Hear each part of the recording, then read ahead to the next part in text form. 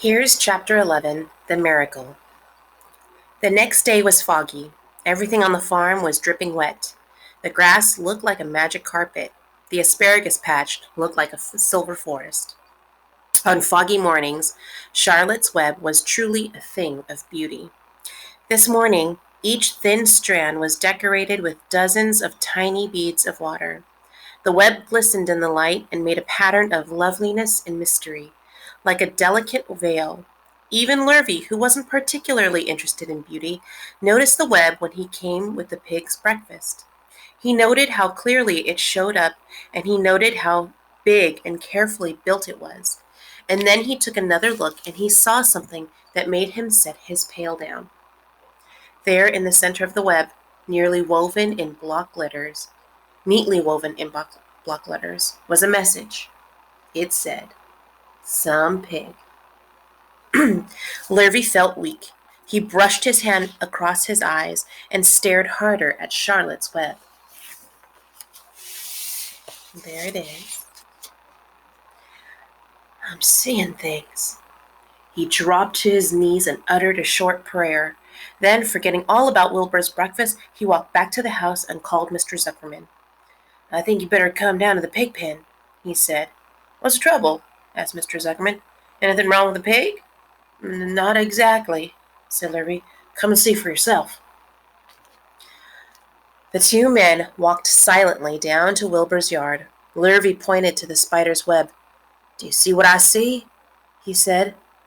Zuckerman stared at the writing on the web. Then he murmured the words, "Some pig." Then he looked at Lurvy. Then they both began to tremble. Charlotte, sleepy after her night's exertions, smiled as she watched. Wilbur came and stood directly under the web. "Some pig," muttered Lurvy in a low voice. "Some pig," whispered Mr. Zuckerman. Then they stared and stared for a long time at Wilbur. Then they stared at Charlotte. "You don't suppose that spider," began Mr. Zuckerman, but he shook his head and didn't finish the sentence. Instead, he walked solemnly back up to the house and spoke to his wife. "Edith, something has happened," he said in a weak voice. He went into the living room and sat down, and Mrs. Zuckerman followed. "I've got something to tell you, Edith," he said. "Better sit down." Mrs. Zuckerman sank into a chair. She looked pale and frightened. "Edith," he said, trying to keep his voice steady, "I think you had best be told we have a very unusual pig." A look of complete bewilderment came over Mrs. Zuckerman's face. "Homer Zuckerman, what in the world are you talking about?" she said. "This is very serious, Edith," he replied. "What's unusual about the pig?" asked Mrs. Zuckerman, who was beginning to recover from her scare. "Well, I don't really know yet," said Mr. Zuckerman, "but we have received a sign, Edith, a mysterious sign. A miracle has happened on this farm. There's a large spider's web in the doorway of the barn cellar, right over the pig pen, and when Lurvy went to feed the pig this morning, he noticed the web because it was foggy. And you know how a spider's web looks, very distinct in a fog. And right spang in the middle of the web, there was the words, 'Some pig.' The words were woven right into the web. They were actually part of the web, Edith. I know because I have been down there and seen them. It says 'some pig,' just as clear can be. There can be no mistake about it. A miracle has happened, and a sign has occurred here on earth, right on our farm, and we have no ordinary pig." "Well," said Mrs. Zuckerman, "it seems to me you're a little off. It seems to me we have no ordinary spider." "Oh, no," said Zuckerman. "It's the pig that's unusual. It says so right there in the middle of the web." "Maybe so," said Mrs. Zuckerman. "Just the same, I intend to have a look at that spider." "Just a common gray spider," said Zuckerman. They got up, and together they walked down to Wilbur's yard. "You see, Edith? It's just a common gray spider." Wilbur was pleased to receive so much attention. Lurvy was still standing there, and Mr. and Mrs. Zuckerman all three stood for about an hour reading the words on the web over and over and watching Wilbur. Charlotte was delighted with the way her trick was working. She sat without moving a muscle and listened to the conversation of the people. When a small fly blundered into the web just beyond the word pig, Charlotte dropped quickly down, rolled the fly up, and carried it out of the way. After a while, the fog lifted. The web dried off, and the words didn't show up so plainly. The Zuckermans and Lurvy walked back to the house just before they left the pig pen. Mr. Zuckerman took one last look at Wilbur. "You know," he said in an important voice, "I've thought all along that pig of ours was an extra good one. It's a solid pig. That pig is as solid as they come." "You notice how solid he is around the shoulders, Lurvy?" Sure, I do," said Lurvy. "I've always noticed that pig. He's quite a pig." "He's long and he's smooth," said Zuckerman.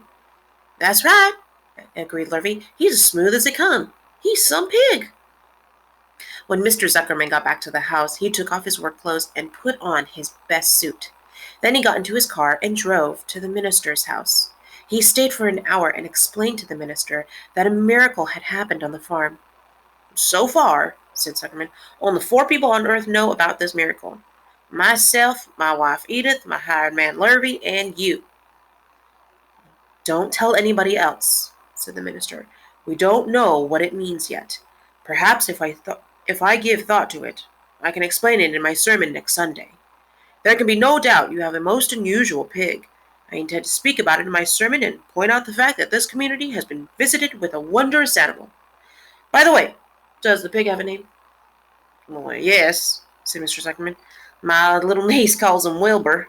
She's a rather queer child, full of notions. She raised the pig on a bottle, and I bought him from her when he was a month old." He shook hands with the minister and left. Secrets are hard to keep. Long before Sunday came, the news spread all over the county.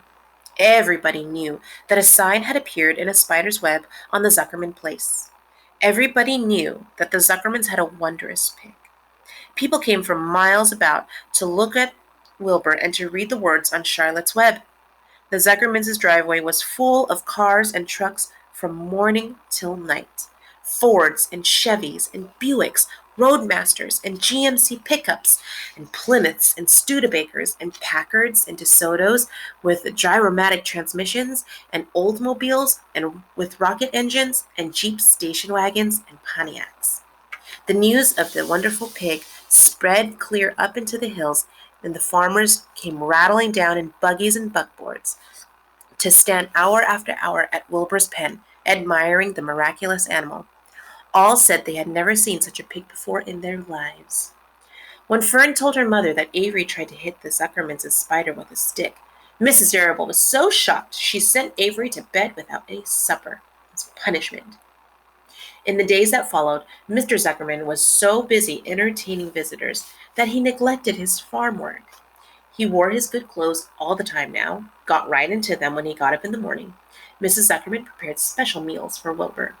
Lurvy shaved and got a haircut, and his principal farm duty was to feed the pig while other people looked on. Mr. Zuckerman ordered Lurvy to increase Wilbur's feedings from 3 meals a day to 4 meals a day. The Zuckermans were so busy with visitors they forgot about other things on the farm. The blackberries got ripe, and Mrs. Zuckerman failed to put up any blackberry jam. The corn needed hoeing, and Lurvy didn't find time to hoe it. On Sunday, the church was full. The minister explained the miracle. He said that the words on the spider's web proved that human beings must always be on the watch for the coming of wonders. All in all, the Zuckermans' pig pen was the center of attraction. Fern was happy, for she felt that Charlotte's trick was working and that Wilbur's life would be saved. But she found that the barn was not nearly as pleasant. Too many people. She liked it better when she could be all alone with her friends, the animals.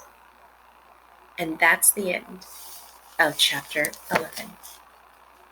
Let's take a look at our questions. Number 1. What was written on the web, you guys? You're right. Some pig. And how did Lurvy react when he came out to feed Wilbur? And it says there may be more than one answer. Did he tear the web down? No. He dropped to his knees and prayed. Yeah, he did. He continued to give Wilbur his breakfast. Did he end up putting the pail in the trough? No. And D, he went to get Mr. Zuckerman. Yes, that's right. So we have B and D for number 2. Who was the next person to find out about the miracle on the web? Was it Fern, Dr. Dorian, the minister, or the mayor? You're right. It was the minister. And he said it in his sermon, remember? Mrs. Arable was upset when she found out Avery tried to hit Charlotte with a stick. What was his punishment? You're right. He was sent to bed without any supper. How did life on the farm change? List 3 examples. So I'm just going to number each line 1, 2, 3. So the first change was all those visitors, right? The farm had more visitors. And we heard it when I was listing all of those cars of the visitors who came. Was there any other change on the farm? And I want you to think about maybe people who might have changed on the farm. You're right? Mr. Zuckerman changed into nice clothes every day. Was he doing any work? No. Nope.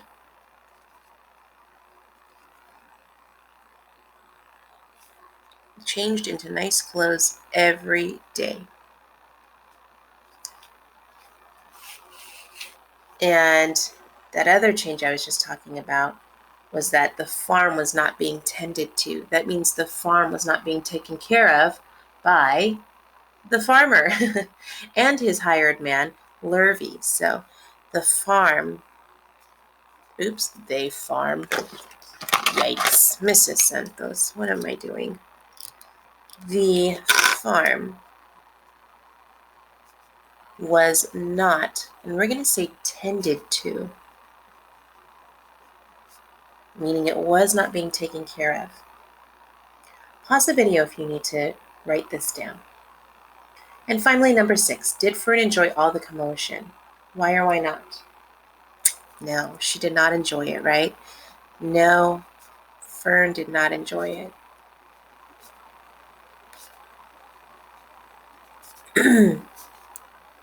Because, why? Do you remember what it said at the end of the chapter? You're right, because there were too many people.